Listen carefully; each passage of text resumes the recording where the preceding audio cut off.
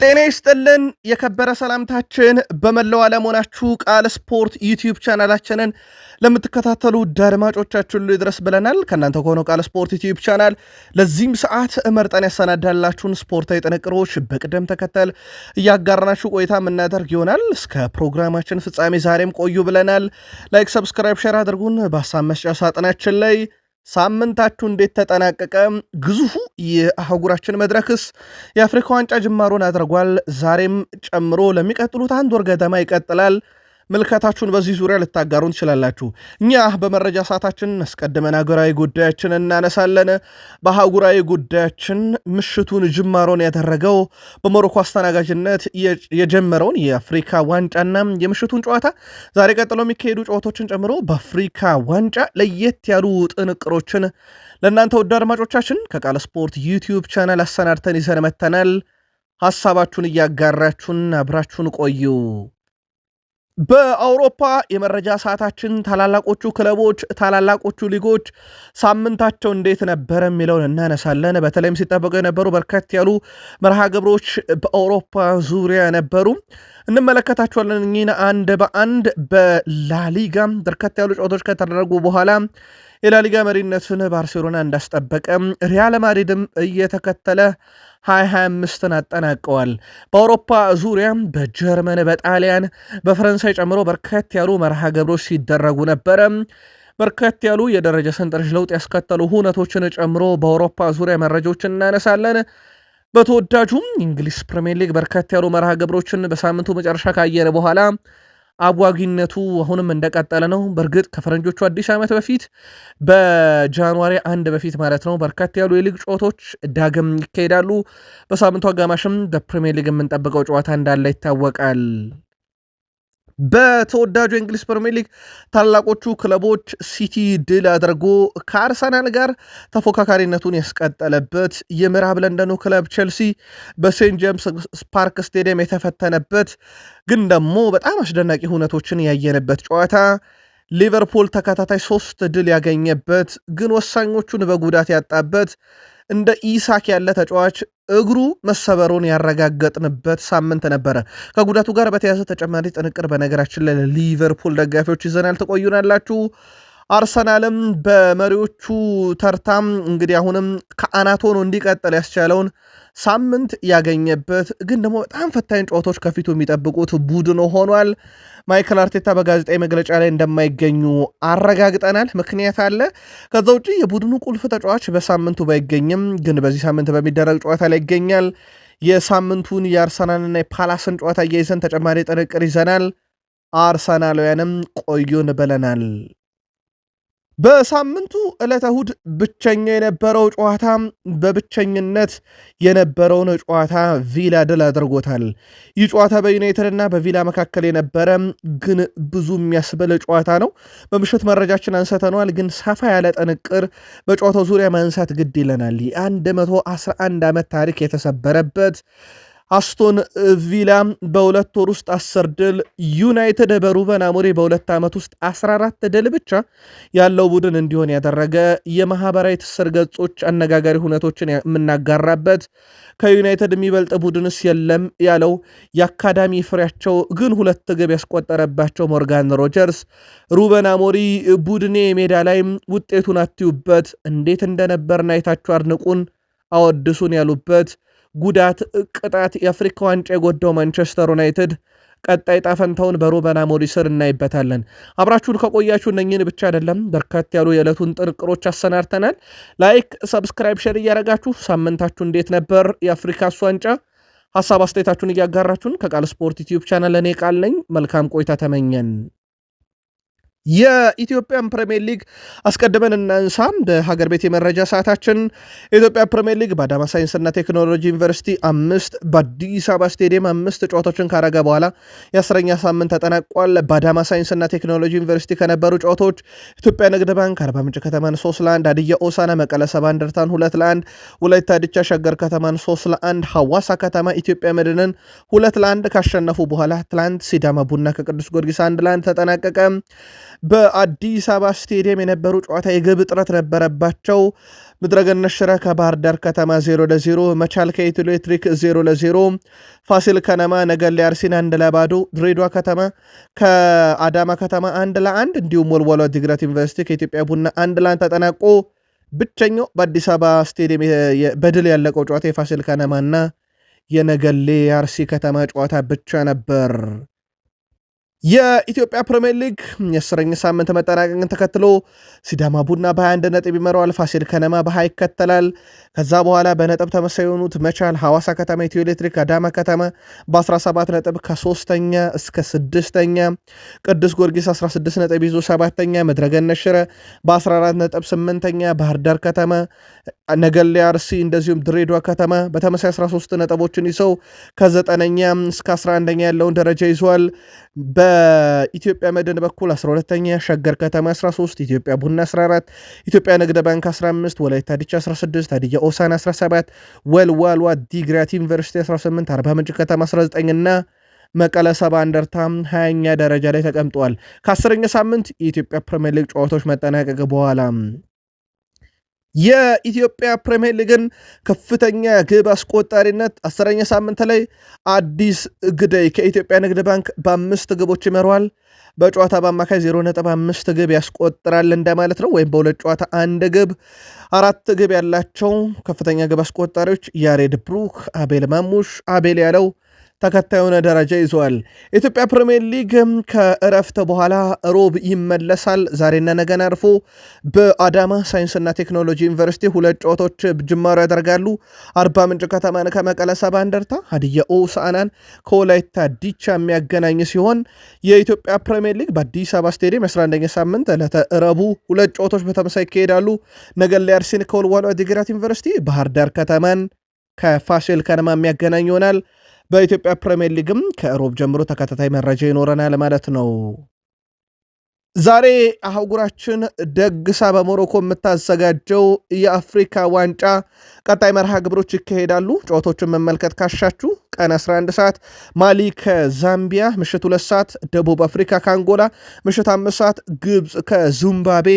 ዛሬ 3 መርሃ ግብሮች ይደረጋሉ። የአውሮፓ እግር ኳስ ነው ምርጫችን ካላችሁ በተወዳጁ የእንግሊዝ ፕሪሚየር ሊግ ዛሬ ምሽት 5 ሰዓት ፉልሃም ከኖቲንግሃም ፎረስት ክራቨን ኮቴጅ ላይ ይጫወታሉ። በላሊጋ ምሽት 5 ሰዓት አትሌቲኮ ቢልባኦ ከኢስፓኞል ይጫወታሉ። የፍጻሜ ጨዋታ ማየት ካሻችሁ ደግሞ ዛሬ በኢታሊያን ሱፐር ካፕ ናፖሊ ከቦሎኛ ይጫወታሉ። የአምናውም የኢታሊያን ሱፐር ካፕ አሸናፊ ቦሎኛ የአምናው የስኩዴቶን ባለክብር ናፖሊን ይገጥማል። በነገራችን ላይ ኤስ ሚላን እና ኢንተር ሚላን በውድድሩ እንዲሳተፉ ተደረጉ እንጂ ቀደም ባለው ፎርማት መሰረት ናፖሊን ከቦሎኛ ነበር የሚያገናኘው። የአጋጣሚ ነገር ሁለቱም ተጋጣሚያቸውን አሸንፈው ዳግም ዛሬ ለፍጻሜ የሚገናኙ ይሆናል። ውጤቶችን እንጠቁም ውድ ቤተሰቦቻችን። ትላንትና የአፍሪካ ዋንጫ በሞሮኮ አስተናጋጅነት 1-0 ጨዋታ ጀምሯል። የመክፈቻ ስነስርዓቱ እጅግ በጣም ደማቅ ነበረ። ጨዋታው ግን ምሽት 5 ሰዓት ተጀመረ። ሞሮኮ አስተናጋጇ ሀገር ኮሞሮስን ገጠመች። 2-0 በሆነ ውጤት ድል አድርጋ የአፍሪካን ዋንጫ ጅማሮ ያደርጋለች። በሞሮኮ በኩል ትላንትና ገና በ11ኛው ደቂቃ ግብ ማስቆጠር ይችሉ ነበር። ራሂም ያመከነው ፍጹም ቅጣት ብቱን። ከዛ በኋላ ከረፍተ በኋላ ቢራሂም ዲያስ የሪያል ማድሪዱ ተጫዋች 55ኛው ደቂቃ ላይ፣ ኤል ካቢ 74ኛው ደቂቃ ላይ በጣም ሁለቱም ለማየት የሚማርኩ አስደናቂ ግቦችን አስቆጥረው ጨዋታ 2-0 አሸነፉ። አፍሪካ ዋንጫ እንግዲህ የመጀመሪያው ጨዋታ 2-0 የተጠናቀቀ ነው። ቢራሂም ዲያዝ የ25 የአፍሪካ ዋንጫ የመጀመሪያ ጎሉን አስቆጥሯል። ቀጣይ አርብ ዛምቢያ ከኮሞሮስ ምሽት 2 ሰዓት ከ30፣ እንዲሁም አርብ ሞሮኮ ከማሊ ምሽት 5 ሰዓት። በዚሁ ምድብ ቀጣይ ጨዋታዎች ናቸው። ጨዋታውን በቁጥር ለመግለጽ ያክል ሞሮኮ ፍጹም የበላይ ነበረች። ኮሞሮስ ላይ ሞሮኮ 15 ሙከራ፣ ኮሞሮስ 5፣ ሞሮኮ 7 ኢላማውን የጠበቀ ኮሞሮስ 2 ብቻ የኳስ ቁጥጥርን ብናይ ሞሮኮ 71 በመቶ ኳሱን ተቆጣጥረው ነበረ። በቢጫ ካርድ ደረጃ ብናይ ሞሮኮ 3 አይታለች፣ ኮሞሮስ 1። በጨዋታው ላይ ምንም ቀይ ካርድ አልተመለከትንም። በማዕዘን ምት ደረጃ ሞሮኮ 5 ኮሞሮስ 0። ያው ጨዋታው ላይ ፍጹም የበላይ ነበረች ማለት ይቻላል። የሪያል ማድሪዱ ኮከብ ኢብራሂም ዲያዝ የጨዋታው ኮከብ ተብሎ ተመርጧል። ኢብራሂም ዲያዝ ለሞሮኮ ብሔራዊ ቡድን ባደረጋቸው ያለፉት 7 ጨዋታ 7 ግቦችን አስቆጥሯል። ኢብራሂም ዲያዝ በጨዋታውም ግብ ከመረብ ጋር ከማዋህዶ ባሻገር የጨዋታውን ኮከብ ሲባል የዩናይትዱ ኑስር ማዝራዊ በመክፈቻ ጨዋታ ለሀገሩ አሲስት ማድረግ ችሏል። እንዳጠቃላይ ትላንትና በመክፈቻው ጨዋታ ላይ ብቻ 60,181 ደጋፊዎች በስቴዲየም መታደማቸውን ተመልክተናል። የአፍሪካ ዋንጫም በድምቀት በሞሮኮ አስተናጋጅነት ትላንት ጅማሮን ሲያደርግ የ2025 የአፍሪካ ዋንጫ ጠቅላላ 52 ጨዋታዎችን ነው በነገራችን ላይ የምናየው። ትላንት አንዳልን ዛሬ 3 ይቀጥላል። የምድብ ጨዋታ ብዛት 36 6 ቡድኖች 6 ጨዋታ እንደማለት ነው። የ16 ውድድር በጥሎ ማለፍ 8 ጨዋታዎች እናያለን። የኳርተር ፋይናል 4 ሴሚ ፋይናል 2 ሶስተኛ ቦታ ለማግኘት 1 የፍጻሜ ጨዋታ 1 በድምሩ 52 ጨዋታዎች እናያለን። በአፍሪካ ዋንጫ እንግዲህ ከትላንትና ዲሴምበር 21 2025 እስከ ጃንዋሪ 18 2026 ድረስ በአፍሪካ ምድር ሞሮኮ የሚቀጥል ይሆናል። ያው አንድ ወር ገደማ ሳፊ ባይሞላም ኦልሞስት ጥቂት ቀን ለአንድ ወር ሲቀረው እንደማለት ነው። እንደ አጠቃላይ ውድ ቤተሰቦቻችን ዛሬ ጨዋታ ማየት ካሻችሁ 11 ሰዓት ማሊ ከዛምቢያ፣ ደቡብ አፍሪካ ከአንጎላ ምሽት 2 ሰዓት፣ ግብፅ ከዚምባብዌ ምሽት 5 ሰዓት ሲል ጨዋታዎቹ ጅማሮን ያደርጋሉ። የአፍሪካ ዋንጫ ተከታታይ መረጃችን ከቃል ስፖርት ዩቲዩብ ቻናል ዘወትር የሚቀጥል ይሆናል። ወደ አውሮፓ ተሸጋገርን ውድ ቤተሰቦቻችን። የጀርመኑ ኃያል ክለብ ባየር ሙኒክ ዘንድሮ ቡንደስሊጋውን ካሁኑ ፍንጭ እየሰጠበት መጥቷል። 4-0 ትላንትና ከሜዳ ውጪ ሄደንሄምን ድል አድርጓል። በ17 ያለፉት ጨዋታ በነገራችን ላይ ሄደንሄም ድል አላደረገውም። ትላንትና የሚያው ነው የተደገመው። ስታኒች 15ኛው ደቂቃ ላይ መሪ ያደረገ ባየር ሙኒክን። ኦሊሴ 32ኛው ደቂቃ ላይ፣ ሉዊስ ዲያስ 86ኛው ደቂቃ እና ለማደኛው ሃሪኬን 92ኛው ደቂቃ ላይ አራቱን የባየር ሙኒክ የማሸነፊያ ግቦች ከመረብ አዋሃዱ። 2025 ለባየር ሙኒክ 107 ግቦች የተቆጠሩበት እጅግ በጣም አስደናቂ የውድድር ዓመት ነበረ ማለት ይቻላል። በባየር ሙኒክ በኩል ግን የቡንደስሊጋ ዋንጫን ዘንድሮ በዚህ አቋማቸው ላይ ተፎካክሮ የሚያስጠላቸው አለ ቡድን ለማለት እጅግ በሚቸግር ብቃት ላይ ይገኛሉ። ሃሪኬን ዓመቱን በ60 ግብ አጠናቆታል 2025ን። ይሄ በጣም አስደናቂ የሚባል ቁጥር ነው። በነገራችን ላይ ወደ ቤተሰቦቻችን በቡንደስሊጋ ታሪክም ፈጣኑ 100 ግብ ላይ ደረሰ ተጫዋች ሆኗል። በ100 የግብ አስተዋጽኦ ላይ ደረሰ ሆኗል። 81 ግብ፣ 19 አሲስት በ78 ጨዋታ ብቻ ይህ ለሃሪኬን የተቻለው ሆኗል። ወደ ቤተሰቦቻችን በብቃት ደረጃ የተጫዋቹ ግብ አስቆጣሪነት ፍጹም የተለየ ነው። 81 ግብ፣ 19 አሲስት 78 ጨዋታ ብቻ የፈጀበት ሆኗል። ሃሪኬን የወርቅ ጫማውንም በአውሮፓም ዙሪያ ለመውሰድ ከነ ኬሊያን ምባፔና ሃላንድ ጋር እየተፎካከረ እንደሆነ ይታወቃል። በቡንደስሊጋው ግን የሚፎካከረውም ያለም አይመስልበትም። በቡንደስሊጋ ደረጃ የሃሪኬን የግብ ብዛት እንግዲህ የቡንደስሊጋውም ከፍተኛ እንደሆነ ይታወቃል። በባየር ሙኒክም በኩል እንግዲህ ቀጣይ ክረምት ይለቃሉ የሚሉ መረጆች ቢወጡም እስከ ሰዓት ድረስ ግን እንዳልተረጋገጠ ይታወቃል። 4 ተጫዋቾች በ2025/26 የውድድር ዓመት በባየር ሙኒክ ከ18 ዓመት በታች ሆነው ጨዋታን ያደረጉበትም ሲዝን ሆኗል። በርካታ ታዳጊዎችን እየተመለከተ እንገኛለን። ትላንትም ያው ነበረ። ከዛ ውጭ ውድ ቤተሰቦቻችን ትላንትና በሜንዝና በሴንት ፓውሊን መካከል አንድ መርሃ ግብር ነበረ። በቡንደስሊጋ የ15ኛ ሳምንት መርሃ ግብር ይህ ጨዋታ ያለምንም ግብ 0-0 በሆናቸው ውጤት ተጠናቀቀ። አጠቃላይ የዚህ ሳምንት ጨዋታ ውጤቶችን ተከትሎ ባየር ሙኒክ በ41 ይመራል። ቦሩሲያ ዶርትመንድ በ32 ነጥብ ይከተላል። ባየርነ ሌቨርኩሰን በ29 ሶስተኛ፣ አረቤ ሌይፕዚግ በ29 በግብ ክፍያ ተበልጦ አራተኛ፣ ሆፈኔም ኤሮፕ ሊግ ደረጃ ላይ ይገኛል፣ አምስተኛ ነው በ27 ነጥብ። በኮንፈረንስ ሊግ ቦታ ላይ ስቱትጋርት በ26 ነጥብ ስድስተኛ ተገኝቷል። ወራጅ ቀጠና ውስጥ ሄደንሄም በ11 ነጥብ 17ኛ፣ ሜንዝ በ8 ነጥብ 18ኛ ነው። በወራጅ ቀጠና ጥሎ ማለፉ ሴንት ፓውሊን በ12 ነጥብ 16ኛ ደረጃ ላይ እንደዚሁ መቀመጥ የቻለበት ነው። በሃሪኬን በኩል ያው የውድድር ዓመቱ አሁንም ከፍተኛ ግብ አስቆጣሪ ሆኖ ቀጥሏል። የጣሊያን ሴሪየም ቀጣይ መርሃ ግብሮች ነበሩ። ውድ ቤተሰቦቻችን በተለይም በትላንትናው ዕለት በርከት ያሉ ጨዋታዎችን በጣሊያን ሴሪ 16ኛ ሳምንት መርሃ ግብር ተመልክተናል። በአታላንታና በጄኖዋ መካከል የነበረው ጨዋታ እንግዳው ቡድን አታላንታ 1-0 በሆነ ውጤት ድል አድርጎበታል። የአታላንታን የማሸነፊያ ግቦች ቼይን 94ኛው ደቂቃ ላይ ፊሽካ ሊነፉ ሲሉ አስቆጥሮ ነው ጨዋታውን ድል ያደረጉት።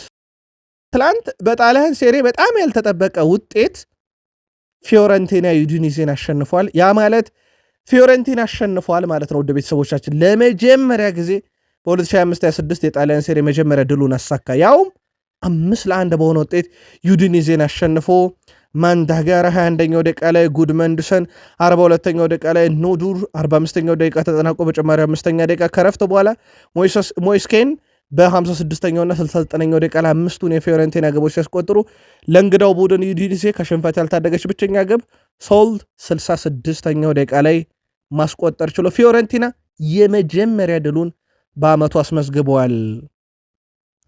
ከሜዳ ውጪ ሳሱሎን የገጠመው ቶሪኒዮም 1-0 በሆነ ውጤት ድል አድርጓል።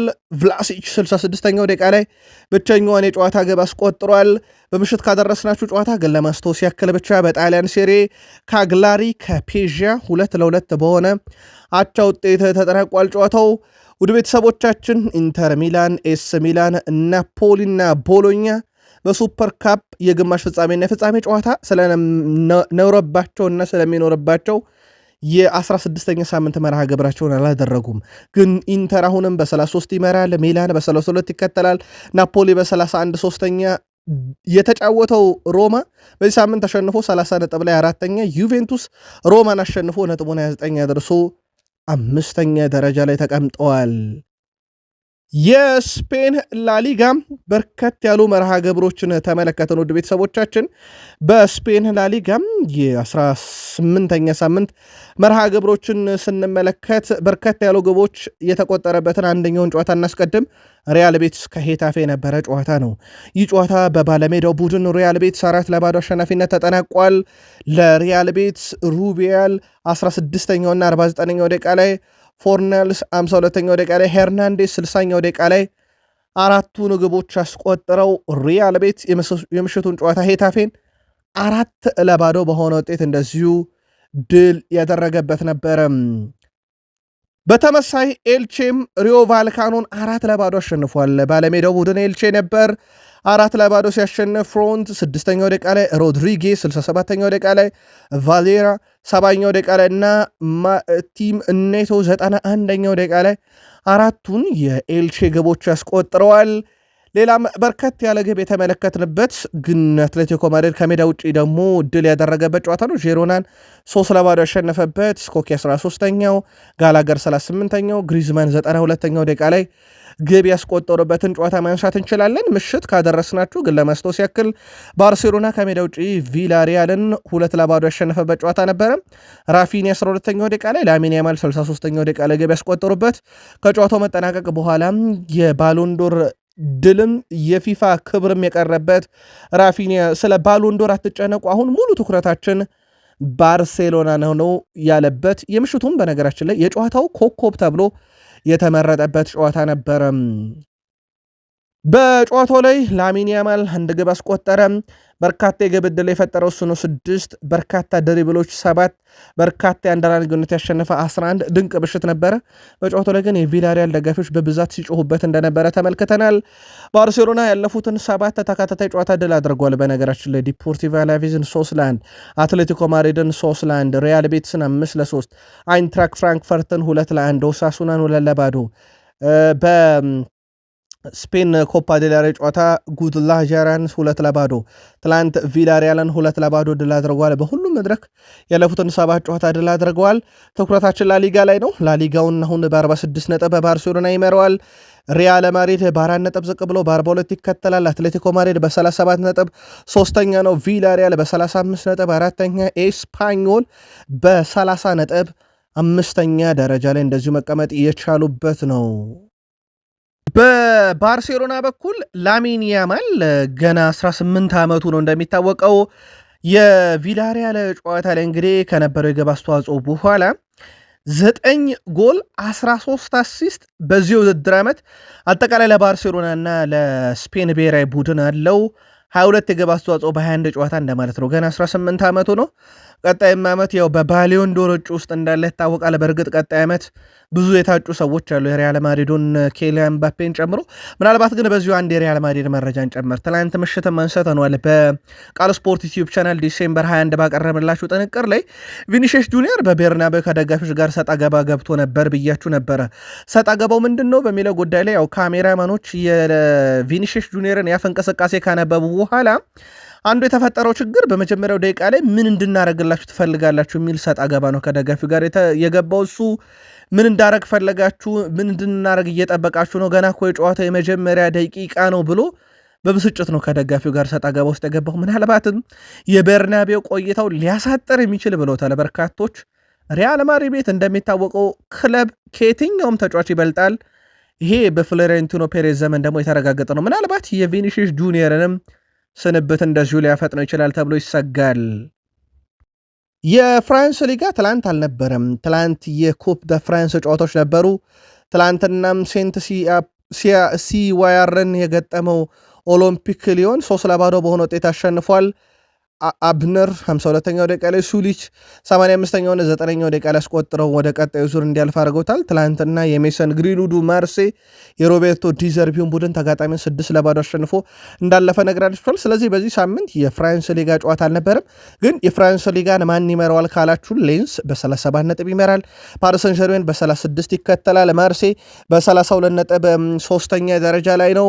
ሊል በ32 ነጥብ አራተኛ፣ ሊዮን በ27 ነጥብ አምስተኛ ደረጃ ላይ እንደዚህ ተቀምጠዋል። ምናልባት የሊግ ደረጃን ካነሳን በአረብ ካፕ ተቋርጦ የነበረውና በሳምንቱ መጨረሻ የሚመለሰው የሳውዲ ፕሮ ሊግን አልናስር በ27 ነጥብ ይመራል። አልሂላል በ23 ይከተላል። አልተውን በ22 ሶስተኛ፣ አልአህሊ በ19 ነጥብ አራተኛ፣ አልቃደሻ በ17 ነጥብ አምስተኛ ነው። በነገራችን ላይ አልናስር 9 ጨዋታ አድርገው 9ኙም ድል፣ ምንም ሽንፈት፣ ምንም ማቻ እንዳላስመዘገቡ ይታወቃል። ምናልባት የሊግ ደረጃዎችን ካነሳን በሴቶቹ ደረጃ በትልቁ እንግዲህ በአውሮፓ ዙሪያ ተመልካች ያላቸው የሚዲያ ሰፊ ሽፋን ያላቸው የእንግሊዝ ፕሪሚየር ሊግ እና የስፔን ላሊጋ በሴቶቹም ይጠቀሳል። በሴቶቹም ልክ እንደ ወንዶቹ ሁሉ ላሊጋውን የሚመሩት ባርሴሎናዎች ናቸው በ39 ነጥብ። እንደ ወንዶቹ ላሊጋ ሁሉ ሪያል ማድሪድም በሴቶቹም ይከተላሉ በ32 ነጥብ፣ ባርሴሎና ሁለተኛ። እዚህ ግን አትሌቲኮ ማድሪድ ሳይሆን ሪያል ሶሴዳድ በ30 ነጥብ ሶስተኛ፣ አትሌቲኮ ማድሪድ በ26 ነጥብ አራተኛ፣ ቴን ራይፍ የተባለው የሴቶች ቡድን አምስተኛ ናቸው በ24 ነጥብ። በሴቶቹም የተወዳጁ የእንግሊዝ ፕሪሚየር ሊግ በጣም ሰፊ ሽፋን በአውሮፓና በአፍሪካም ዙሪያ እንዳለ ይታወቃል። ሲቲዎች በዚህ ረገድ የ6 ጊዜ ፕሪሚየር ሊግ ባለክብሮቹን ተከታታይ ቼልሲን በ6 ነጥብ ልቀው በ30 ነጥብ ይመሩታል። የሴቶቹ ቼልሲ በ24 ይከተላሉ። የሴቶቹ አርሰናል በ22 ሶስተኛ፣ የሴቶቹ ማንቸስተር ዩናይትድ በ21 ነጥብ አራተኛ ናቸው። በቶትናም በኩል በሴቶቹ በ20 ነጥብ አምስተኛ ደረጃ ላይ ተቀምጠዋል። ቃል ስፖርት ዩቲዩብ ቻናላችን ላይ ትገኛላችሁ። ከሀገር ቤት ከሀገራችን አፍሪካ ጨምሮ በአውሮፓ ዙሪያ የተመረጡ የሰዓቱን ስፖርታዊ ጥንቅሮች እያደረስናችሁ እንገኛለን። ከተወዳጁ የእንግሊዝ ፕሪሚየር ሊግ ብቻ ወዳገኘናቸው የዕለቱ ጥንቅሮች እንሻገር። ሳምንታችሁ እንዴት ያለፈ ብለን ጀምረን መረጃዎችን እያጋራናችሁ ነው። ሁላችሁም ዛሬ የምትመለከቱን ላይክ እንድታደረጉን በትህትና ጠይቀን ወደ ፕሪሚየር ሊግ መረጃ ተሻገርን። ከፕሪሚየር ሊግ የመረጃ ሰዓታችን ጋር መልካም ቆይታ ብለናል። በሳምንቱ መጨረሻም የጋርዲዮላ ቡድን ድል አድርጎ ለሰዓታትም ቢሆን ከአርሰናል መሪነትን የተረከበበት ሳምንት እንደነበረ ይታወቃል። ጨዋታው የነበረው ቅዳሜ አመሻሽ 12 ሰዓት ላይ ነበረ። ሲቲ የኢታዱን ጨዋታ 3-0 ነበረ በወቅቱ ያሸነፈው። ሃላንድ 6ኛውና 39ኛው ደቂቃ ላይ ታይጃኒ ራይንደርስ 38ኛው ደቂቃ ላይ ግብ አስቆጥሮም ሲቲ ድል ያደረገበት ጨዋታ ነበረ። ሲቲ በፕሪሚየር ሊጉ ለሰዓታት መርቶ እንግዲህ ጋርዲዮላ ዋንጫ የማሸነፍ ተስፋ እንዳለን እመኑ ያሉበት ጨዋታ ነበረ። በእርግጥ ከሰዓታት በኋላ አርሰናል መሪነቱን እንደተረከበ እናስታውሳለን። በቼልሲም በኩል ሳምንቱ ባቻ ውጤት ነው የተጠናቀቀው። ወደ ሴንት ጄምስ ፓርክ ስቴዲየም አቅንቶም ከኒካስል ጋር 2-2 የተጠናቀቀበት ኒክ ቮልትሜድ 2 ግብ አስቆጥሮ ቼልሲን 2-0 ኒካስል መርቶ ከረፍት በኋላ ጄምስ በቅጣት ምት ጆ ፔድሮ ከሮበርት ሳንቼዝ ከግብ ጠባቂ ያገኛትን ኳስ አስቆጥሮ አቻ የተለያዩበት ጨዋታ ነበረ። በእርግጥ ጨዋታውን አንስተው ነው ነበረ። ከዚህ ጋር በተያዘ ውድ ቤተሰቦቻችን ቀጣይ የቼልሲ ተጋጣሚ የኡናይ ኤምሪ አስቶን ቪላ ነው። ዩናይትድን የረታ፣ ሲቲን የረታ፣ አርሰናልን የረታ ያለፉትን 10 ጨዋታ ድል ያደረገውን ቡድን ይገጥማል ቼልሲ። ጆን ቴሪ በቼልሲ ብቃት ደስተኛ ነኝ እርግጠኛ ነኝ እያለ ይገኛል። በተለይ በሪስ ጄምስ በጣም እርግጠኛ መሆኑን ተናግሯል። የቡድኑ የአሸናፊነት መንፈስ ነው፣ የቡድኑ መሪ ነው። ከሱ ጋር ቼልሲ ወደፊት መጓዝ ይችላል። በቀጣይም ጨዋታ ድል ማድረግ እንችላለን። በሳምንቱ በኒካስል ተፈትኗል የቀድሞ ቡድኔ፣ ግን ጨዋታውን የገለበጡበት መንገድ ሊደነቅ ይገባል ብሏል። ግን ቀጣይ ተጋጣሚያቸው የኡናይ ኤምሬው አስቶን ቪላ ነው በቼልሲ በኩል።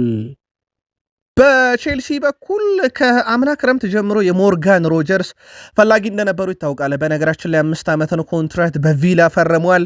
ነገር ግን ቼልሲን ጨምሮ በርካታ ክለቦች አሁንም የዚህ ተጫዋች ፈላጊ ናቸው። ቼልሲ በቀጣይ ክረምትም በዝርዝራቸው ውስጥ ይዘው የግላቸው ለማድረግ ጥረት ከሚያደርጉ ክለቦች አንዱ መሆኑን አረጋግጧል ፋብሪዚዮ ሮማኖ። ነገር ግን በጥር የዝውውር መስኮት የኡናይ ኤምሬውን ቡድን አስቶን ቪላን ይለቃል ተብሎ አይታሰብም። ሞርጋን ሮጀርስ ግን በጣም አስደናቂ የሚባል የውድድር ዓመትን በቡድኑ እያሳለፈ እንደሆነ እንደዚሁ የተመለከትንበት ዓመት ነው። ሌላው ግን በቼልሲ በኩል አንድ ሊዘነጋ የማይገባው ተጫዋች አለ፣ ጁሊዮ ኢንሲሶ። ይሄ የቼልሲ ንብረት የሆነ ግን በስትራስቡርግ የሚገኝ በተከታታይ ጨዋታ ለስትራስቡርግ በዚህ ሳምንት ገቢ ያስቆጠረ የኮንፈረንስ ሊግ ጨዋታ ላይም አስቆጥሯል። በዚህ ሳምንት የኮፕ ደ ፕራንስ ጨዋታ ላይም ለክለቡ ግብ አስቆጥሯል። ከጉዳት የመጣ ተጫዋች ነው፣ ግን በጣም አስደናቂ የሚባል የውድድር ዓመት አሳልፈዋል። በሚቀጥለው ዓመት ሰማዮቹን ይቀላቀላል ተብሎ ይታሰባል። የቼልሲን የስኳድ ዴፕዝ በደንብ ሊያሰፉ የሚችሉ ተጫዋች ውስጥ አንደኛው ነው። ስለዚህ ቀጣይ ክረምት ላይ ብዙ አዳዲስ ነገሮችን በቼልሲ ቤት ዳግም ልንመለከትበት እንችላለን። ለሊቨርፑል ሳምንቱ ድል ያለው ያውም ቶትንሃምን ያክል ቡድን ሜዳው ድረስ ሄዶ ገጥሞ ግን ጉዳትም የበዛበት ተመተውም የወጡ ተጫዋቾች የነበሩበት አጋጣሚ ነበረ። በጨዋታው ላይ ለማስታወስ ያክል ብቻ ጨዋታውን በሊቨርፑል 2-1 አሸናፊነት የተጠናቀቀ ካስታወሳችሁ ኢሳክ 56ኛው ደቂቃ ግብ አስቆጥሮ 60ኛው ደቂቃ ላይም ተጎድቶ የወጣበት የኬቴኬ 66ኛው ደቂቃ ላይ ቀሪ ገብ ያከለበት በቶትናም በኩል ማስተዛዘኛውን ግብ ሪቻርልሰን አስቆጥሮ ግን ደግሞ አስቀድሞ ዣቪ ሲሞንስ መጨረሻ ላይ ደግሞ ክርስቲያን ሮሜሮ በቀይ ካርድ በቶትናም በኩል ከጨዋታ የወጡበት ዕለት እንደነበረ እናስታውሳለን። በጨዋታ ላይ ጉዳት ያስተናገደው ኢሳክ የምርመራ ውጤቱ ቃል ስፖርት ዩቲዩብ ቻናል እጅ ላይ ደርሷል። በቶትናም ጨዋታ ጉዳት ያጋጠመው አሌክሳንደር ኢሳክ ለረጅም ጊዜ ከሜዳ ሊርቅ እንደሚችል ተረጋግጧል። አሌክሳንደር ኢሳክ ባጋጠመው ጉዳት ምክንያት የእግር መሰበር አደጋ ሳያጋጠመው እንዳልቀረ ተረጋግጧል። ሊቨርፑል ስለ ጉዳቱ እስካሁን ያለው ነገር ባይኖርም የሕክምና ምርመራው የተጫዋቹ እግር ስለመሰበሩ ስጋት እንዳለው አረጋግጧል። አሌክሳንደር ኢሳክ በቀጣይ ከጉዳቱ አገግሞ ወደ ሜዳ ለመመለስ የተወሰኑ ወራቶች ሊያስፈልጉት እንደሚችሉም አትሌቲክ ከቅርብ ምንጮች ያረጋግጫለሁ ብሏል። የኢሳክ እግር መሰበሩ ከተረጋገጠ ለምን ያክል ጊዜ ይርቃል ከተባለ የተጫዋቹ እግር ሲሰበር የአጥንት መዛነፍ ከሌለው ከ3 እስከ 4 ወር፣ የአጥንት መዛነፍ ካለውና ቀዶ ጥገና ካስፈለገው እስከ 6 ወራት ድረስ ከሜዳ ይርቃል። ምናልባት ለሊቨርፑል ይጎዳል፣ ለስዊድን ብሔራዊ ቡድን ግን ጉዳት የለውም። ስዊድን በዚህ መድረክ በዓለም ዋንጫ የመሳተፍ ዕድል 0 እንደሆነ ይታወቃል። ስለዚህ የሊቨርፑል ግን የአጥቂ ማጣት የአጥቂ መሳሳት ጉዳት ሊያጋጥመው ይችላል። ምን አይነት እርምጃዎች በሊቨርፑል በኩል ይወሰዳሉ? ቀዶ ጥገና ያስፈልገዋል አያስፈልገው የሚለውን ደግሞ በቀጣይ መረጃ ቃል ስፖርት ዩቲዩብ ቻናል አጣርተን እናመጣዋለን። በአርሰናልም በኩል ሳምንቱ ጥሩ ነበረ። በሂልዲክሰን አዲሱ የኤቨርተን ስቴዲየም ለመጀመሪያ ጊዜ ያቀናው የማይክል አርቴታው ሰራዊት መድፈኞቹ ድል አድርገው መሪነታቸውን አጠናክረው በፈረንጆቹ ከገና በፊት መሪነታቸውን አስጠብቀው አጠናቀዋል። ምስጋና ለቪክተር ዮኬሬሽ 27ኛ ደቂቃ ፍጹም ቅጣት ምት ግብ ይሁንና ድል አድርገዋል። በእርግጥ ተከታዮቻቸውም ድል ያደረጉበት ሳምንት ነው። ሲቲም ድል አድርጎ ቪላም ድል አድርጎ ተከታታይ ደረጃቸውን አስጠብቀው ነው ያጠናቀቁት። በእርግጥ ከመሪዎቹ አርሰናል በዚህ ሳምንት ግብ አልተቆጠረበትም፣ ሲቲ ያልተቆጠረበትም። ብቸኛው ከ1 እስከ 3 ካሉ ቡድኖች ግብ የተቆጠረበት የኡናይ ኤምሬው ቡድን አስቶን ቪላ ቢሆንም ባለፉት 10 ጨዋታ ግን የኡናይ ኤምሬውን ያክል ቡድን ነጥብ የሰበሰበ የለም። ለማንኛውም አርሰናል ላይ ነንና አርሰናል ሳምንቱን በድል ያጠናቀቀበት ነበረ። አርሰናል ቀጣይ በጣም ወሳኝ የተባሉ 6 ጨዋታዎችን ያደርጋል። የፈረንጆቹ አዲስ ዓመትን አንድ ከማለታችን በፊት በቀጣዮቹ ቀናት ብቻ ውድ ቤተሰቦቻችን ከነገ ጀምሮ ሶስት ጨዋታዎችን ያደርጋል። ዲሴምበር 23 ከክሪስታል ፓላስ ጋር የካራባው ካፕ ጨዋታ፣ ዲሴምበር 27 ከብራይተን ኤንድ ሆቭ አልቢዮን ጋር የፕሪሚየር ሊግ ጨዋታ በኤምሬትስ፣ ከዛ በኋላ ካስቶን ቪላ ጋር በኤምሬትስ በዲሴምበር 30 የፕሪሚየር ሊግ ጨዋታ የሁለተኛ ዙር ይጀምራል። ከዛ በኋላም ግን ጃንዋሪ አንድ ካልን በኋላ በ11 ቀናቶች ውስጥ ብቻ 3 ጨዋታን ይጠብቀዋል ከበርንማውዝ ከሊቨርፑል እና ከፖርትስ ማውዝ ጋር። አርሰናል እንደዚሁ መርሃ ግብር ያደርጋልና አርሰናል ቀጣዮቹ ጨዋታዎቹ በጣም በጥቂት ቀናቶች ውስጥ የሚደረጉ በተለይም በየ3 እና 4 ቀኑ ጨዋታ የሚያደርግበት አጋጣሚ በአርሰናል በኩል ይጠብቃቸዋል። ፒክፎርድ ድል ያደረጋቸውን አርሰናልን በተመለከተ ጎሎች ላይ እኛ ጨራሽ አለመሆናችንን የጎዳን ብሏል። በእርግጥ የአርሰናሉ ግብ ጠባቂ ዳቪድ ሪያ በርካታ ኳሶች ተሞክሮበታል፣ ወይም ተሞክሮበት አድኗል ብዬ አላስብም። ያገኟትን ጥቂት እድሎች የሚጠቀሙ ቡድን ስለሆኑ ብቻ አርሰናሎች አሸንፈውን ደረጃቸውን አስጠብቀዋል። በእኛ በኩል በጣም ያስቆጫል ብሏል። ጨዋታው ላይ ነጥብ አለማግኘታችን የኤቨርቶኑ ግብ ጠባቂ ፒክፎርድ። በእርግጥ ጨዋታውን የተመለከታችሁ የአርሰናልም የኤቨርተንም ደጋፊዎች በጨዋታው ዙሪያ መልካታችሁን አጋሩን፣ ግን አይገባንም ብሏል። ማይክል አርቴታ ግን ከጨዋታው በኋላ ባገኘነው ውጤት ደስተኛ ነን፣ ዋንጫ ማሸነፍ ከፈለግን በዚሁ መቀጠል አለብን ማለታቸው ይታወቃል። በነገራችን ላይ ከጨዋታ ቀን መጣበብና መደራረብ ምክንያት ጋር በተያዘ ማይክል አርቴታ ይፋ የጋዜጣዊ መግለጫ አይሰጡም በፓላሱ ጨዋታ ዙሪያ። ይልቁንስ ከታማኝና ከአርሰናል የቅርብ ምንጮች ቃል ስፖርት ዩቲዩብ ቻናል የምናገኘውን የቡድን ዜና በተከታታይ የምናደርሳቸው ይሆናል። በዚህ የውድድር ዓመት እንግዲህ አማካይ ሆኖ የ10 ቁጥር ሚናን ወስዶ እየተጫወቱ ከሚገኙት ውስጥ ሃትሪክ የሰራው ኢብሪቼ ኢዜን ማንሳት እንችላለን። ኢብሪቼ ኢዜ በዚህ ሳምንት በርካታ ደቂቃዎችን ያላገኘበት ነበረ። በእርግጥ ጥቂት ጨዋታዎች ደቂቃ እያገኘ አይደለም። ምናልባት የካራባው ካፕ ጨዋታ ላይ በፓላሱ ጨዋታ የቀድሞ ክለቡን በተቃራኒ ገጥማል ተብሎ ይታሰባል። በፕሪሚየር ሊግ በዚህ ውድድር ዓመት የመጀመሪያ ዙሩ ጨዋታ ፓላስን አርሰናል ድል ሲያደርግ የዚህ ተጫዋች ግብ በጣም አስፈላጊ እንደነበረ ይታወቃል። የቀድሞ ክለቡ ላይ ዳግም የቀድሞ ክለቡን በሚገጥምበት ሳምንት ግን የጨዋታ ዕድል ሊያገኝ ይችላል ተብሎ ይታሰባል። በባለፈው ዓመት ክሪስታል ፓላስን በካራባው ካፕ ሲገጥም አርሰናል ጋብርኤል ሱስ ሃትሪክ በመስራት የጨዋታው ኮከብ ተብሎ ተመርጦ እንደነበረ እናስታውሳለን። በዚሁ ካራባው ካፕ በነገው ዕለት ከፓላስ ጋር ጨዋታ እንዳለበት ይታወቃል። አርሰናል ድል ካደረገ በቀጥታ የምዕራብ ለንደኑን ክለብ ቼልሲን እንደሚገጥም ይታወቃልና ምናልባትም የለንደን ደርቢን ጨዋታ እናይበታለን ተብሎ ይጠበቃል። በእርግጥ ፓላስን ቢያሸንፍ የለንደን ደርቢ ነው። ጨዋታው ነገ ይደረጋል። ተከታታይ መረጃ ይኖረናል። በአርሰናል በኩል ምናልባት ልናነሳው የምንችለው ውድ ቤተሰቦቻችን በሴቶቹ የካራባው ካፕ ጨዋታ ነበረባቸው። ትላንትና አርሰናሎች ድል አደረገዋል። በካራባው ካፕ ክሪስታል ፓላስን ነው ትላንትና ድል ያደረጉት። ነገም ፓላስን በወንዶቹ ይገጥማሉ። እንግዲህ በሴቶቹ ግን ትላንት 2-1 አሸንፈው ወደ ቀጣዩ ዙር አልፈዋል። ትላንት ግን በሴቶች ካራባው ካፕ የዩናይትድ ሴቶችን አሸንፈው ወደ ቀጣዩ ዙር አልፈዋል። ሊቨርፑል ከቼልሲ ያደረጉት ጨዋታ ግን በቼልሲዎች 9-0 ድል አድራጊነት 9-1 ድል አድራጊነት እንደተጠናቀቀና ቃል ስፖርት ዩቲዩብ ቻናል የዲሴምበር 21 እሁድ ምሽት ሽፋናችን እንደነበረ የሚዘነጋ አይደለም። ዕለተ እሁድ የነበረ ጨዋታ በብቸኝነትም በፕሪሚየር ሊግ በቃል ስፖርት ዩቲዩብ ቻናል በዲሴምበር 21 ጨዋታው መጠናቀቅ በኋላም አጭር ዜና የሰራንበት የቪላ ፓርኩን የማንቸስተር ዩናይትድ እና የአስቶን ቪላን ጨዋታ ቃል በገባ ነው መሰረት ተጨማሪ መረጃ እናድርስ። አብራችሁን ቆዩ። በፕሪሚየር ሊግ መርሃ ግብር አስቶን ቪላ ከማንቸስተር ዩናይትድ ያደረጉትን ጨዋታ 2-1 በሆነ ውጤት ድል አድርገዋል። ለባለሜዳው አስቶን ቪላ ድል የማድረጊያ ግቦችን 45ኛው ደቂቃና ከረፍት በኋላም 57ኛው ደቂቃ ላይ ሞርጋን ሮጀርስ ሁለት በጣም አስደናቂ ግቦችን አስቆጠረ። ለተመሳሳይነት የቀረቡ አይነት ግቦች ናቸው። በተለይ ቢውልድ አፑ ይለያያል እንጂ በተለይ የመጀመሪያው ግብ በጣም ቆንጆ ነበረች። ማቲያስ ኩኛ 45ኛው ደቂቃ ተጠናቆ በጭማሪ 3ኛው ደቂቃ ላይ ለዩናይትድ ብቸኛዋን ግብ አስቆጥሯል። አስቶን ቪላ ከ111 ዓመት በኋላ በሁሉም ውድድር 10 ተከታታይ ድል። አስታውሱ እንዳትረሱ፣ ዓመቱ ሲጀመር አስቶን ቪላ በመጥፎ ሪካርድ ነበረ የምናውቀው። በአሰልጣኙ ኡናይ ኤምሪ የሚመራው አስቶን ቪላ 7ኛ ተከታታይ ፕሪሚየር ሊግ ድል፣ ነጥቡን 36 አድርሶ 3ኛ፣ ዩናይትድ በ26 ነጥብ 7ኛ። ቀጣይ አርብ ዩናይትድ ኦልትራፎርድ ላይ ኒካስልን ሲገጥም ቼልሲን ይገጥማል። አስቶን ቪላ ወደ ስታንፎርድ ብሪጅ አቅንቶ፣ ይሄ ደግሞ ቅዳሜ የሚደረግ ጨዋታ ነው። ምናልባት ጨዋታውን በቁጥር መግለጽ ካለብን ውድ ቤተሰቦቻችን በአስቶን ቪላ በኩል ጨዋታውን 2-1 እንዳሸነፉ ግብ የማስቆጠር ንጻሬ የአስቶን ቪላ ከዩናይትድ ያነሰ ነው። 1.02 ነው።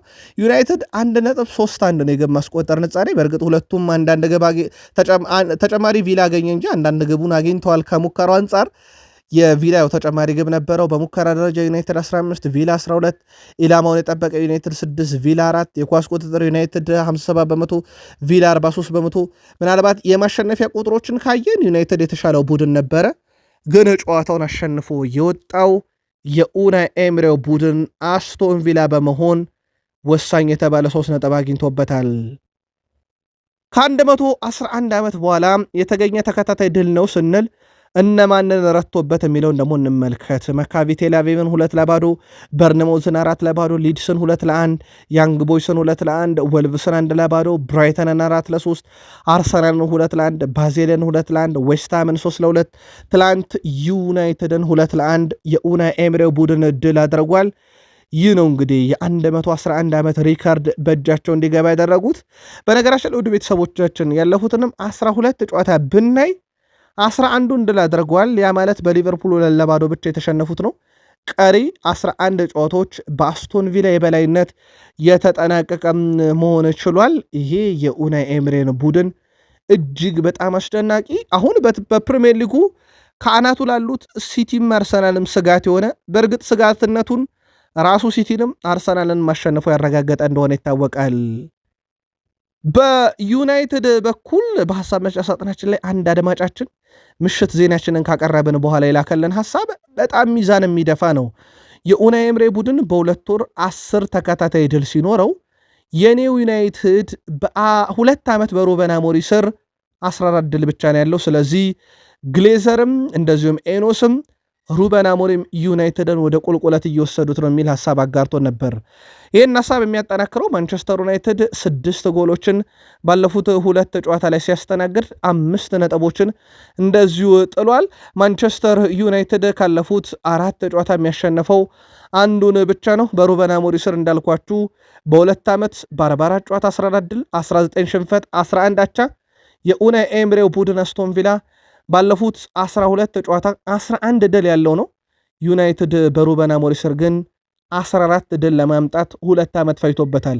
እዚህም ይመስላል ዩናይትዳውያን ሲስተሙ አልሰራም እያሉ የሚገኙት በርከት ያሉ በተለይም የዩናይትድ ደጋፊዎች በማህበራዊ ትስስር ገጽም ላይ አስቶን ቪላዎችም እቺን የማህበራዊ ትስስር ገጽ ትላንትናም ለፈገግታ ተጠቅሞታል።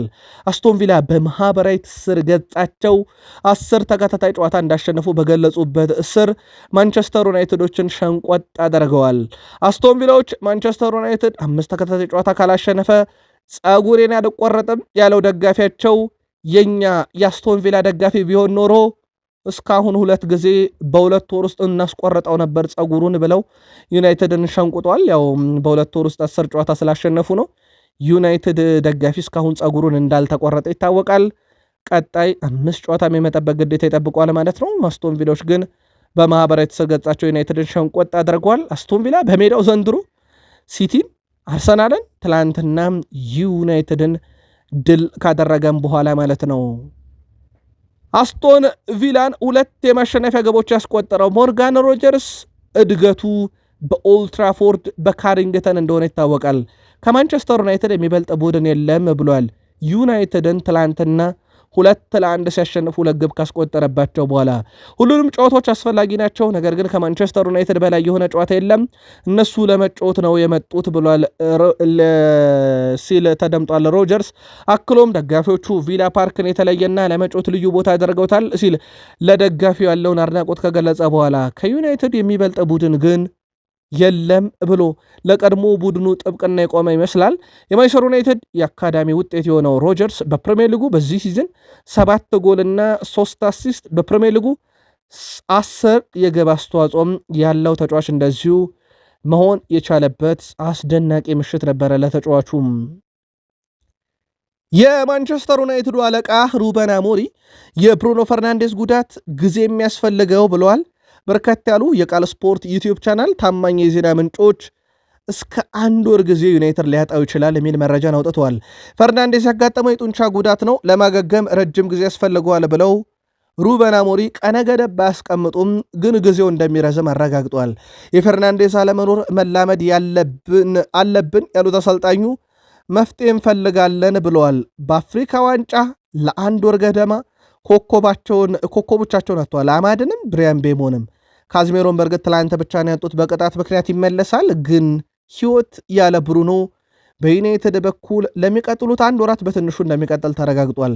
ስለ ጨዋታ ያነሱት አሰልጣኙ ምርጡ ቡድን አላሸነፈም፣ የሆነ ነገር ይገባን ነበረ፣ እርግጠኛ ነኝ ውጤቱን ትታችሁ ጨዋታውን ብታዩት እኛ በጣም የተሻለን ነበርን ብለዋል ሩበን አሞሪም። ይህ ግን ለዩናይትድ ደጋፊዎች ቀልብ የሚገዛ ሐሳብ ሆኖ ይገኛል ተብሎ አይታሰብም።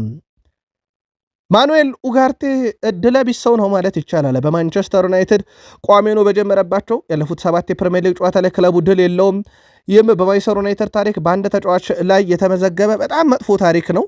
አንድ ተጫዋች 7 ጊዜ ቋሚ ሆኖ ጀምሮ 7ቱንም በሽንፈት የጀመረው በዩናይትድ ታሪክ ማኑኤል ኡጋርቴ ነው። በደረጃ ሰንጠረዡ ቶፕ 4 ካሉ ቡድኖች ጋርም ከ2021/22 የውድድር ዘመን ጀምሮ ማንቸስተር ዩናይትድ በፕሪሚየር ሊግ ከ14 የሜዳ ውጭ ጨዋታ አንዱን ብቻ ነው ማሸነፍ የቻለው።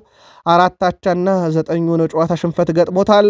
በጨዋታው ዙሪያ ዲያጎ ዳሎ ተጨማሪ ጎሎችን ለማስቆጠር በቂ ጥረት አድርገናል፣ ነገር ግን ያገኘነውን እድል ባለመጠቀማችን የተሸነፍነው ሲል ሮይ ኪን እንደ ዲያጎ ዳሎ ያሉ የሚጠበቅባቸውን ያህል የማይሰሩ በጣም ብዙ ተጫዋቾች በዩናይትድ አሉ ብሏል። የቤን ስፖርት ተንታኝ በጨዋታው ላይ ሲያስተላልፉ ከነበሩት ውስጥ ደግሞ ለሁለቱም ጎሎች መቆጠር ሌኔሮ ፈጣን አለመሆኑ ዩናይትድን ዋጋ አስከፍሎታል ብሏል። ማይክል ካሪክ የቀድሞ ዩናይትድ ሌጀንድ ማንቸስተር ዩናይትድ ሙሉ በሙሉ መጥፎ ተጫውቷል ብዬ አላስብም፣ እንዲያውም ከጨዋታ ውጭ የሆኑ ተጫዋቾችን ከግምት ውስጥ በማስገባት ዩናይትድ ጥሩ ነበረ፣ ከዩናይትድ ካጣቸውና ከእንቅስቃሴው አንጻር ጥሩ ቡድን ነበር ብለዋል። ሌላው የፕሪሚየር ሊግ የቀድሞ ተጫዋች ዳረን ፍሌቸር ልጅ ጃክ ፍሌቸር ለመጀመሪያ ጊዜ ለዩናይትድ ትላንትና ተጫውቷል። እንደ አጠቃላይ ጃክ ፍሌቸር እና ሼሊሴ 255ኛ እና 256ኛ ለዋናው ቡድን መጫወት የቻሉ ከአካዳሚ ከካሪንግተን የወጡ ተጫዋቾች ሆነዋል። ያው ውጤቱ ላይ ግን ለውጥ ባያመጡም ዩናይትድ ግን በቀጣይ ምናልባትም በፕሮጀክት ደረጃ ለያዘው 150 ፕሮጀክት ወይም 28 የፕሪሚየር ሊግ ዋንጫ ማንሳት በሚለው ፕሮጀክት ውስጥ ታዳጊ ተጫዋቾችን እንድናይ ያደረገ ሊሆን ይችላል። ሩበን አሞሪ በቀጣይ አርብ ነው ቡድናቸው ጨዋታ የሚያደርገው ከኒካስል ዩናይትድ ጋር። ያውም ኮቢ ማይኖ ከጨዋታ ውጭ ይሆናል ብዬ አስባለሁ ብለዋል። እሱም የጡንቻ ጉዳት አስተናግዷል ብለዋል። ብሩኖም ከጨዋታ ውጭ ነው። አማደ ዲያሎ፣ ብሪያን ቤሞ እንደዚሁም ኑስር ማዝራው የለም። ስለዚህ 5 የቡድኑ ቋሚ ተሰላፊዎች እንደማይኖሩ አረጋግጠዋል። በጨዋታው ዙሪያ እንግዲህ ጨዋታው ሲደርስ እንመለከታለን ብለዋል። ጨዋታው የተመለከቱ ሁሉ በዚህ ሳምንት እንዴት ጥሩ እንደነበርን አይተዋል። ስለዚህ በኒካስል ጨዋታ ላይ እናሻሽላለን። ግልጽ ነው፣ በእድገት ላይ ያለ ቡድን ወይም በሽግግር ላይ ያለ ቡድን ነው። ስለዚህ የሽግግር ቡድን ከችግሮች በቀጣይ በጊዜ ሂደት እየተላቀቀ ይመጣል እመኑኝ እያሉ ነው ሩበን አሞሪ። ህይወት ያለ ብሩኖ፣ ህይወት ያለ ተከታታይ ድል በዩናይትድ ዳግም የመጣ ይመስላል። ለማንኛውም ምልከታችሁን አጋሩን። ምናልባት በጨዋታው ላይ ጥሩ ነገር ካነሳን የሌሳንድሮ ማርቲኔስ ወደ ሜዳ ተመልሶ ረጅም ደቂቃዎችን ትላንት ተጫውቷል። በእርግጥ ብሩኖ ሲጎዳ ነው የገባው። 45 ያህል ደቂቃዎችን ሜዳ ላይ አሳልፈዋል። 100% የአየር ላይ ግንኙነት ያሸነፈ፣ 38 ኳስ ንክኪ፣ 32 ኳስ ለማቀበል ሞክሮ 29 የተሳካለት፣ 5 ኳስ በመጨረሻ የሜዳ ክፍል ላይ ያቀበለ፣ 3 ኳስ መልሶ የነጠቀ፣ አንድ ግን ሙከራ ያደረገ ነው። ምናልባት በቀጣይ ጨዋታ ላይ ዩናይትድ ጥሩ ነገር የሚባለው እንደ ሌሳንድሮ ማርቲኔዝ ያለ ተጫዋች ወደ ሜዳ በቋሚነት መመለስ ይችላል። ማንቸስተር ዩናይትድ በዚህ ዓመት ምናልባት ደጋፊ ሆነ ሊያስቆጭ የሚችለው የአስቆጠሩት የግብ ብዛት ከመሪው አርሰናል እኩል ነው። 31 ግብ አስቆጥሯል። ግን ደግሞ በአርሰናል በኩል የተቆጠረባቸው 10 ግብ፣ በዩናይትድ በኩል 28 ግብ ተቆጥሮባቸዋል። በነጥብም ደረጃም ከመሪው አርሰናል በብዙ ርቀው ይገኛሉ። መሪው አርሰናል 39 ነጥብ ነው ያለው፣ ዩናይትድ 26 ነጥብ ነው ያለውና በ13 ነጥብ ርቀዋል። ግን ከሲቲ ቀጥሎ በፕሪሚየር ሊጉ ሁለተኛ ግብ ያለው ቡድን ማንቸስተር ዩናይትድ እንደሆነ ይታወቃል። ከአርሰናል እኩል ግን በደረጃ ሰንጠረዡ 7ኛ ላይ ተገኝተዋል። የወጥነት ጥያቄ እንዲነሳ ያደረገ ነው። ያው ፕሪሚየር ሊጉን አርሰናል ይመራል፣ ሲቲ ይከተላል፣ ቪላ 3ኛ፣ ቼልሲ 4ኛ፣ እንደዚሁም ሊቨርፑል 5ኛ ደረጃ ላይ ደርሷል። የፕሪሚየር ሊግ አንድ ጨዋታ ውጤት ብዙ ነገር ሊቀየር እንደሚችል ግን ይጠበቃል። ዛሬ በአፍሪካ ምድር የአፍሪካ ዋንጫ ማሊ ከዛምቢያ አመሻሽ 11 ሰዓት፣ ደቡብ አፍሪካ ከአንጎላ ምሽት 2 ሰዓት ግብፅ ከዚምባብዌ፣ ምሽት 5 ሰዓት በተወዳጁ እንግሊዝ ፕሪሚየር ሊግ ፉልሃም ከኖቲንጋም ፎረስት፣ ምሽት 5 ሰዓት በላሊጋ አትሌቲኮ ቢልባኦ ከኢስፓኞል፣ ምሽት 5 ሰዓት በጣሊያን ሱፐር ካፕ የፍጻሜ ጨዋታ ናፖሊ ከቦሎኛ ምሽት 4 ሰዓት ይደረጋል። በእነኚህ ጨዋታዎች ዘና ፈታ እንድትሉ የምትደግፏቸው ክለቦች ድል እንዲያደርጉ በርከት ያለ ግብ የሚያስቆጥሩበትም ጨዋታ እንዲሆን ተመኝተናል። ሳምንታችሁ እንዴት ተጠናቀቀ? የአፍሪካ ዋንጫስ እንዴት ነው ብለን ጅማሯችንን አድርገን ከእናንተ ከሆነው ቃል ስፖርት ዩቲዩብ ቻናል ለሰኞ ማለዳ ያሰናዳላችሁ አጫጭር ስፖርታዊ ጥንቅራችን ይሄን ይመስል ነበረ። በምሳ ሰዓትና እንደዚሁም ምሽት 2 ሰዓት ላይ ተጨማሪ ስፖርታዊ ጥንቅሮችን በሌሎች ርዕሰ ጉዳዮች የእናንተን ሀሳብ አስተያየት ጨምረን እናመጣዋለን። የአሁኑን ግን እዚህ ጋር ቋጨን። ሰናይ ቀን